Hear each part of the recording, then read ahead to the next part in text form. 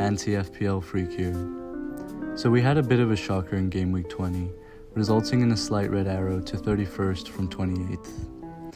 We finished with an unfortunate 44 points, with 14 of them coming from our captain MEE, who I accidentally left captaincy on against Bournemouth. Of course, he ended up with a clean sheet and a bonus point.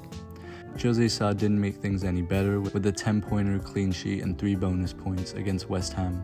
West Ham just look woeful this season, and perhaps it's time we start to focus on bringing some of their players in. Thankfully, the rest of the team blanked, and Aubameyang and Richarlison came off our bench with 2 pointers due to McNeil and Doucouré missing out in Everton's 2-1 loss against Southampton.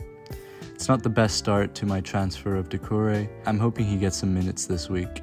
Also, I used to be terrified of the thought of having Mo Salah come off my bench, but recently he's really showing to be a valuable anti-FPL premium, as opposed to those who went with Harry Kane.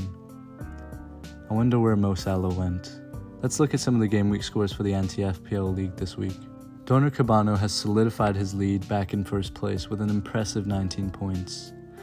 A substitute appearance from Jimenez as well as the double Bournemouth defense really paid off here. Shepherd's Pie, who's currently third, had 18 points with a nice 1-pointer from Tierney, 4 points from Sonny, and 2 points from Allison.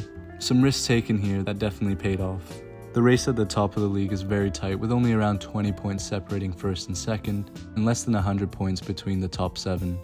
And everyone knows in anti-FPL that can turn around quickly. Captain HK here got the lowest game week score this week of 16 points, with 1-pointers everywhere.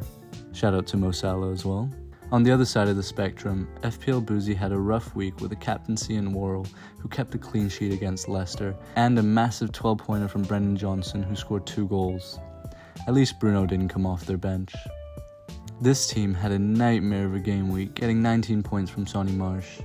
Marsh has recently been in top form, but historically hasn't shown to be such a dangerous player, so it's really unlucky here with the back-to-back double-point digit hauls. They also had Brennan Johnson with 12 points and a double Wolves defense. Brutal stuff. This team had more points than my actual FPL team. Up is Down also had an unfortunate week with 53 points, getting returns from Grealish, Rodri, Worrell, Semedo, and Pinnock. I don't like having Rodri in my team as I feel like City are always likely to score, and I feel like he chips in here and there with a goal and an assist. Anti-FPL assets like Ward-Prowse and Buendia also returned this week, punishing managers in the league. It's always about finding that balance of players who are nailed and likely to start, but not likely enough to get returns. Unfortunately, once in a while, they do. Tottenham continue to be Tottenham, and their defense looks shaky. As long as they play 2 halves of football, I think we can bank on them conceding. So perhaps it's time to bring Eric Dyer in.